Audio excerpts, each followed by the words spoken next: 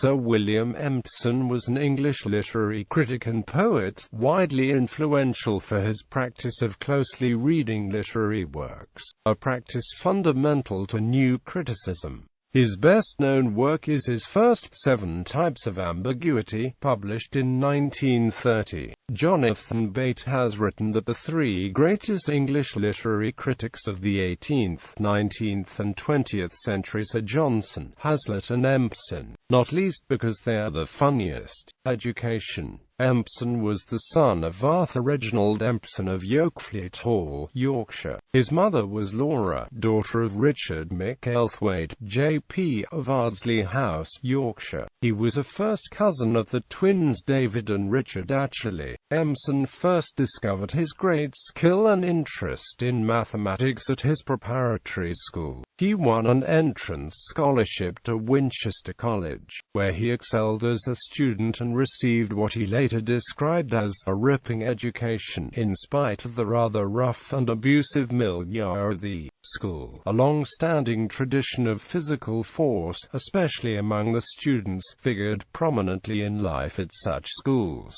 In 1925 Empson won a scholarship to Magdalen College, Cambridge, where he read mathematics, gaining a first for his Part 1 but a disappointing 2I for his Part 2. He then went on to pursue a second degree in English, and at the end of the first year he was offered a bi-fellowship. His supervisor in mathematics, the father of the mathematician and philosopher Frank P. Ramsey, expressed regret at Empson's decision to pursue English rather than mathematics, since it was a discipline for which Empson showed great talent.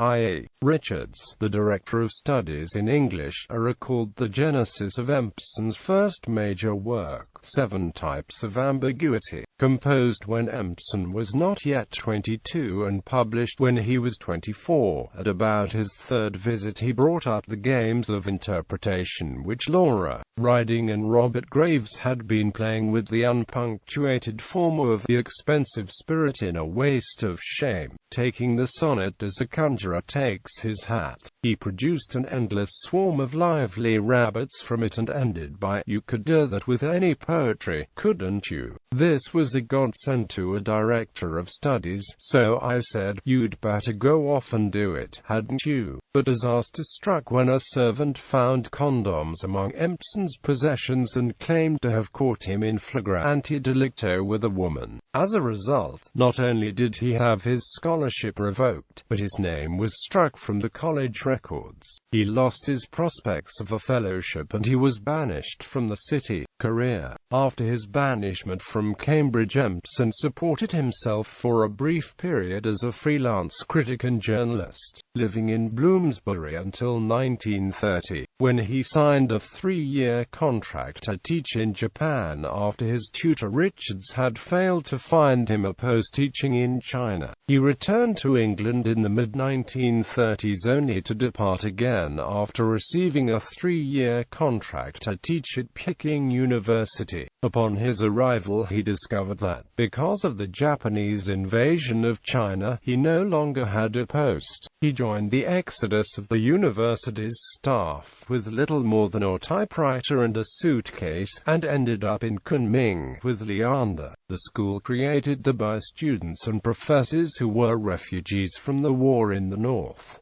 He arrived back in England in January 1939. He worked for a year on the Daily Digest of foreign broadcasts and in 1941 met George Orwell, at the time the Indian editor of the BBC Eastern Service, on a 6-week course at what was called the Liars School of the BBC. They remained friends, but Empson recalled one clash. At the time the government had put into action a scheme for keeping up the birth rate during the war by making it in various ways convenient to have babies. For mothers going out to work, government nurseries were available after the first month, I think, and there were extra eggs and other goodies on the rations. My wife and I took advantage of this plan to have 2 children. I was saying to George one evening after dinner what a pleasure it was to cooperate with so enlightened a plan when, to my horror, I saw the familiar look of settled loathing come over his face. Rich swine boasting over our privileges. That was what we had become. Just after the war, Empson returned to China. He taught at Peking University, befriending a young David Hawkes, who later became a noted sinologist and chair of Chinese at Oxford University. Then, in the late 1940s and early 1950s, he taught a summer course for the intensive study of literature at the Kenyon School of English at Kenyon College in Ohio. According to Newsweek, the roster of instructors was enough to pop the eyes of any major in English. Quote, in addition to Empson, the faculty included Robert Penn Warren, John Crow Ransom, Robert Lowell, Delmore Schwartz, Jacques Barzoon, Eric Bentley, Cleanth Brooks, Alfred Kazan, Arthur Meisner, Alan Tate and Yvoa Winters. In 1953, Empson was Professor of Rhetoric at Gresham College, London, for a year. He then became head of the English department at the University of Sheffield until his retirement in 1972. He was knighted in 1979. The same year, his old college, Magdalen, awarded him an honorary fellowship some 50 years after his expulsion. Professor Sir William Empson died in 1984. Critical focus.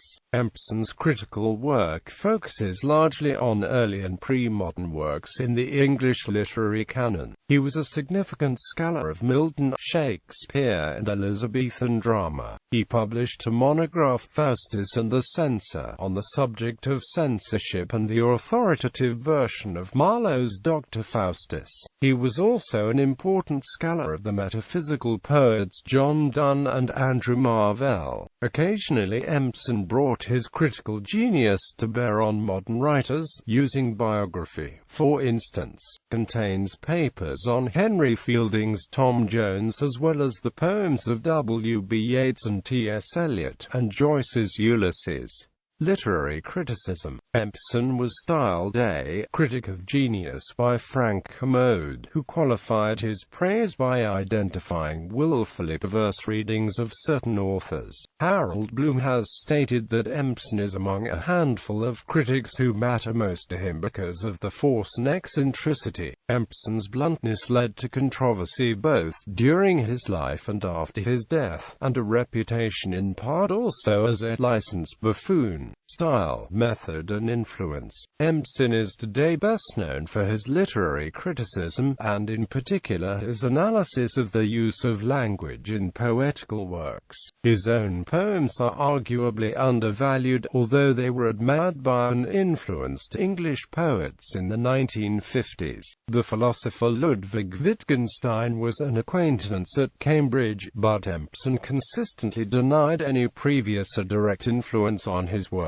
Empson's best-known work is the book 7 Types of Ambiguity, which, together with some versions of pastoral and the structure of complex words, mines the astonishing riches of linguistic ambiguity in English poetic literature. Empson's studies unearth layer upon layer of irony, suggestion and argumentation in various literary works, applying a technique of textual criticism so influential that often Empson's contributions to certain domains of literary scholarship remain significant, though they may no longer be recognized as his. The universal recognition of the difficulty and complexity of Shakespeare's Sonnet 94, for instance, is traceable to Empson's analysis in some versions of Pastoral. Empson's study of Sonnet 94 goes some way towards explaining the high esteem in which the sonnet is now held hell, as well as the technique of criticism and interpretation that has thus reckoned it. Empson's technique of teasing a rich variety of interpretations from poetic literature does not, however, exhaustively characterize his critical practice. He was also very interested in the human or experiential reality to be discovered in great works of literature, as is manifest, for instance, in his discussion of the fortunes of the notion of proletarian literature in some versions of Pastoral. His commitment to unraveling or articulating the experiential truth or reality in literature permitted him unusual avenues to explore socio-political ideas in literature in a vein very different from contemporary Marxist critics or scholars of new historicism. Thus, for instance, Empson remarks in the first few pages of some versions of Pastoral that Gray's elegy is an odd case of poetry with latent political ideas, full many a gem of purest race serene the dark, unfathomed caves of ocean bare, full many a flower is born to blush unseen and waste its sweetness on the desert air. What this means, as the context makes clear, is that 18th century England had no scholarship system or carrière ouverte aux talents. This is stated as pathetic, but the reader is put into a mood in which one would not try to alter it. By comparing the social arrangement to nature he makes it seem inevitable, which it was not, and gives it a dignity which was undeserved. The tone of melancholy claims that the poet understands the considerations opposed to aristocracy, though he judges against them. The truism of the reflections in the churchyard, the universality and impersonality this gives to the style, claim as if by comparison that we ought to accept the injustice of society as we do the inevitability of death. Empson goes on to deliver his political verdict with a psychological suggestion. Many people, without being communists, have been irritated by the complacence in the massive calm of the poem, and this seems partly because they feel there is a cheat in the implied politics. The bourgeois themselves do not like literature to have too much bourgeois ideology. Empson also made remarks reminiscent of Dr. Samuel Johnson in The Pained Insistence. And yet what is said is one of the permanent truths. It is only in degree that any improvement of society could prevent wastage of human powers. The waste even in a fortunate life, the isolation even of a life rich in intimacy, cannot but be felt deeply, and is the central feeling of tragedy, and anything of value must accept this because it must not prostitute itself. Its strength is to be prepared to waste itself, if it does not get its opportunity. A statement of this is certainly non-political because it is true in any society, and yet nearly all the great poetic statements of it are in a way bourgeois. Like this one, they suggest to readers, though they do not say, that for the poor man things cannot be improved even in degree. Despite the complexity of Empson's critical methods and attitude, his work, in particular 7 Types of Ambiguity, had a significant impact on the new criticism, a school of criticism that directed particular attention to close reading of texts, among whose adherents may be numbered F. R. Leavis, although Empson could scarcely be described as an adherent or exponent of such a school or, indeed, of any critical school at all. Indeed, Empson consistently ridiculed, both outrightly in words and implicitly in practice, the doctrine of the intentional fallacy formulated by William K. Wimsatt, an influential new critic. Indeed, Empson's distaste for new criticism could manifest itself in a distinctively dismissive and brusque wit, as when he described new criticism as a campaign to make poetry as dull as possible. Similarly, both the title and the content of one of Empson's volumes of critical papers, using biography, show a patent and polemical disregard for the teachings of new critics as much as for those of Roland Barthes and postmodern literary theories, predicated upon, if not merely influenced by, the notion of the death of the author. Despite the fact that some scholars regard Empson as a progenitor of certain of these currents of criticism which vexed Empson, as Frank Kermode stated, now and again somebody like Christopher Norris may, in a pious moment, attempt to recuperate a particularly brilliant old-style reputation by claiming its owner as a new critic avant la lettre. Empson in this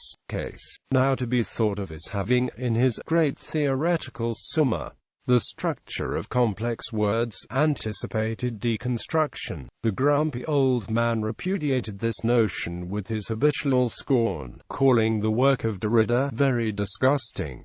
Milton's God. Empson's Milton's God is often described as a sustained attack on Christianity and a defense of Milton's attempt to justify the ways of God to man. In Paradise Lost, Empson argues that precisely the inconsistencies and complexities adduced by critics as evidence of the poem's badness in fact function in quite the opposite manner. What the poem brings out is the difficulty faced by anyone in encountering and submitting to the will of God and, indeed, the great clash between the authority of such a deity and the determinate desires and needs of human beings. The poem is not good in spite of but especially because of its moral confusions, which ought to be clear in your mind when you are feeling its power. I think it horrible and wonderful. I regard it as like Aztec Benin sculpture, or to come nearer home the novels of Kafka, and am rather suspicious of any critic who claims not to feel anything so obvious.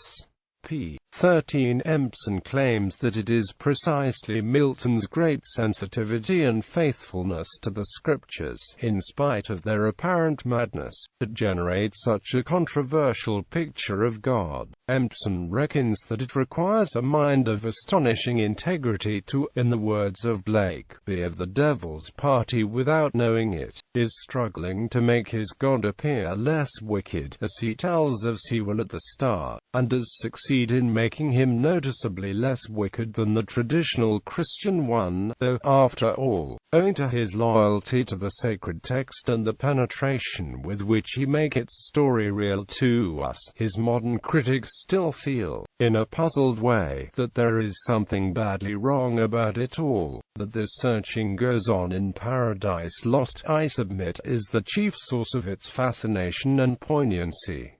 p. 11 Empson portrays Paradise Lost as the product of a poet of astonishingly powerful and imaginative sensibilities and great intellect who had invested much of himself in the poem, despite its lack of influence. Certain critics view Milton's God as by far the best sustained work of criticism on the poem by a 20th-century critic. Harold Bloom includes it as one of the few critical works worthy of canonical status in his The Western Canon. Verse. Empson's poems are clever, learned, dry, ethereal and technically virtuosic, not wholly dissimilar to his critical work. His high regard for the metaphysical poet John Donne is to be seen in many places within his work, tempered with his appreciation of Buddhist thinking, an occasional tendency to satire and a larger awareness of intellectual trends. He wrote very few poems and stopped publishing poems almost entirely after 1940.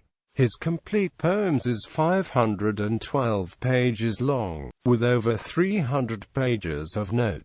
In reviewing this work, Frank Kermode commended Empson as a most noteworthy poet, and chose it as International Book of the Year for the Times Literary Supplement. Quotations from proletarian literature in some versions of Pastoral. As for propaganda, some very good work has been that. Most authors want the point of view to be convincing. Pope said that even the Aeneid was a political puff. Its dreamy, impersonal, universal melancholy was a calculated support for Augustus.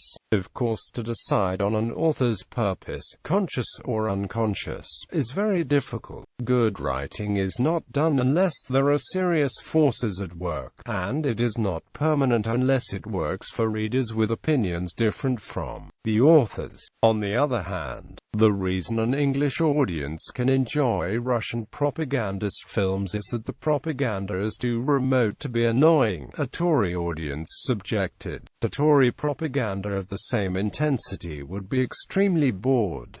From they that have power, in some versions of Pastoral. If this was Shakespeare's only surviving work, it would still be clear, supposing one knew about the other Elizabethans, that it involves somehow the feelings about the Machiavellian, the wicked plotter who is exciting and civilized and somehow right about life, which seems an important though rather secret element in the romance, that Shakespeare extracted from his patron.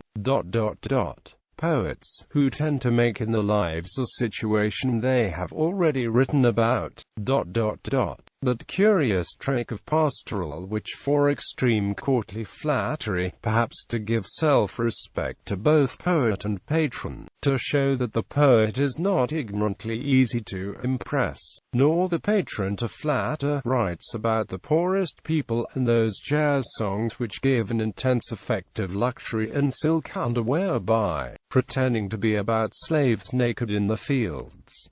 The business of interpretation is obviously very complicated. Literary uses of the problem of free will and necessity, for example, may be noticed to give curiously bad arguments, and I should think get the strength from keeping you in doubt between the two methods. Thus Hardy is fond of showing us an unusually stupid person subjected to very unusually bad luck, and then a moral is drawn, not in merely by inference but by solemn assertion, that we are all in the same boat as this person whose story is striking precisely because it is unusual. The effect may be very grand, but to make an otherwise logical reader accept the process must depend on giving him obscure reasons for wishing it so. It is clear at any rate that this grand notion of the inadequacy of life, so various in its means of expression, so reliable a base note in the arts, needs to be counted as a possible territory of the pastoral.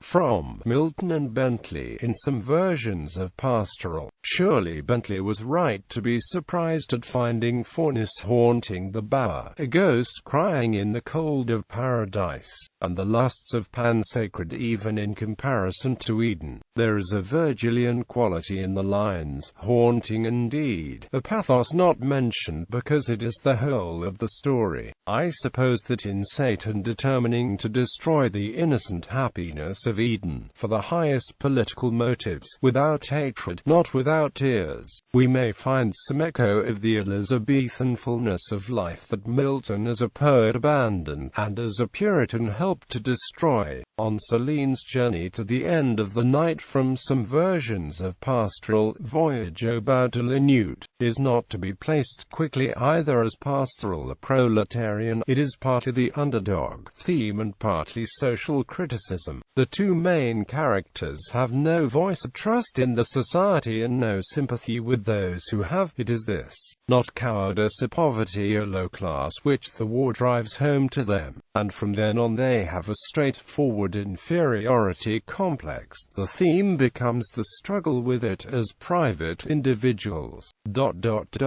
Life may be black and mad in the second half, but Bardamu is not, and he gets to the real end of the night as critic and spectator. This change is masked by unity of style and by humility which will not allow that one can claim to be sane while living as part of such a world. But it is in the second half that we get Bardamu speaking as Celine and criticism of it. What is attacked may perhaps be summed up as the death wishes generated by the herds of a machine society, and he is not speaking as spokesman of the proletariat or with any sympathy for a communist one. Before claiming the book as proletarian literature, you have to separate off the author as a man ripe for fascism, from the variants for the Byzantium poems, in using biography. She appears to end her penultimate chapter. Was Yeats a Christian? With the sentiment that he must have been pretty Christian if he could stay friends with Ezra Pound.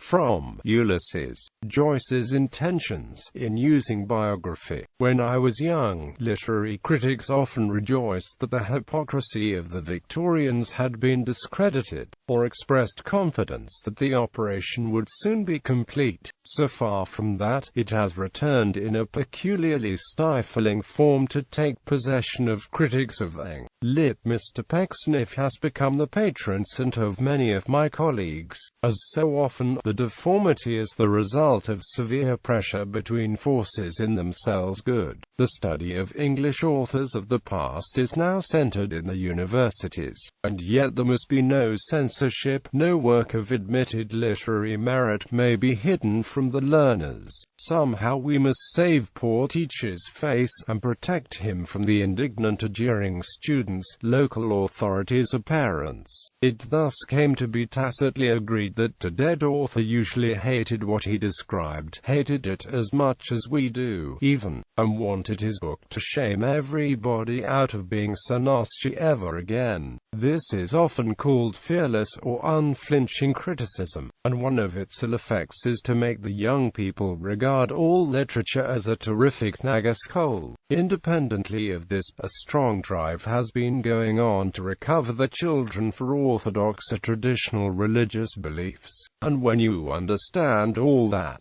you may just be able to understand how they managed to present James Joyce as a man devoted to the God who was satisfied by the crucifixion. The concordat was reached over his dead body. Bibliography. 7 Types of Ambiguity. Some versions of pastoral. The structure of complex words.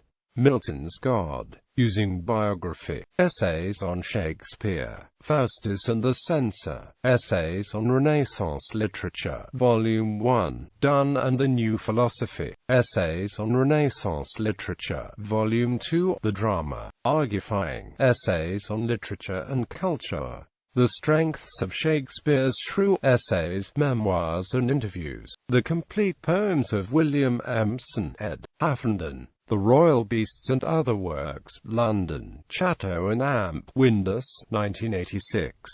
Selected Books about Empson. Frank Day, Sir William Empson. An Annotated Bibliography. London, Garland, 1984. ISBN 0824092074.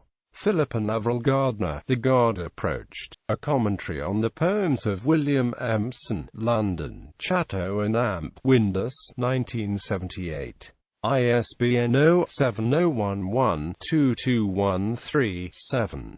John Huffenden, William Empson, Volume 1, Among the Mandarins, Oxford University Press, 2005. ISBN 0-19-927659-5. John Huffenden, William Empson, Volume 2, Against the Christians, Oxford University Press, 2006. ISBN 0-19-9539-928. Christopher Norris and Nigel Mapp, ed. William Empson.